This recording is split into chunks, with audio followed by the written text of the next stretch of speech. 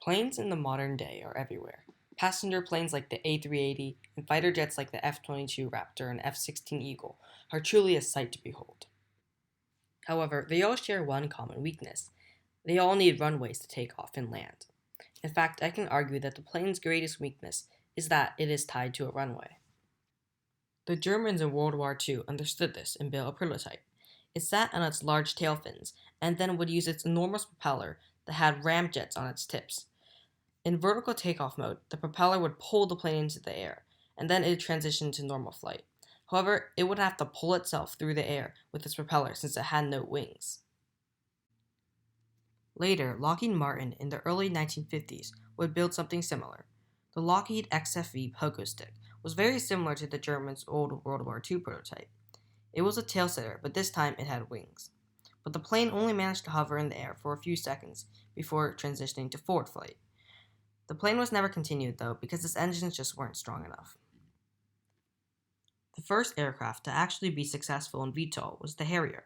The Harrier's engines were far from normal. It had a low pressure compressor, a high pressure compressor, a combustion chamber, and a low and high pressure turbine. However, instead of having one large opening, like a normal engine, it had four rotatable nozzles, which created the four pillars of air it would hover on in vertical and takeoff landing. In VTOL mode, the Harrier pointed all four nozzles down, letting it hover on the four pillars of air. However, the Harrier was extremely unstable and hard to control in VTOL, and the anhedral on the wings certainly doesn't help. Instead, most Harriers would take off from carriers by pointing their nozzles 45 degrees, generating vertical and horizontal thrust.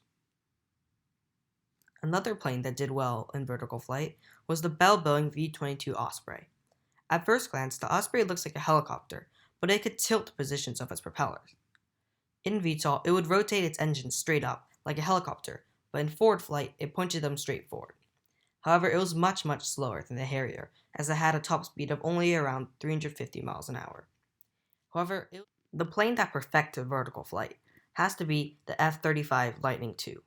The F-35B has a Pratt & Whitney turbofan that is connected to a flexible tube. In VTOL mode, the F-35B's tube moves down, redirecting airflow to the ground, giving it vertical lift. It also has a lift fan and two smaller roll ducts on its wingtips, which are used to control roll in VTOL. It outclassed the Harrier in almost everything. It could take off with a heavier load, fly faster, and was more stealthy. However, it did cost a lot more, having a unit cost of around $120 million, when the Harrier had a unit cost of around $30 million. Thanks for watching, and please subscribe. This is my first video, and I don't know if it's worth it to make more videos. If we can hit 25 subscribers, I'll make a second video. Feel free to ask questions in the comments, and I'll do my best to answer them.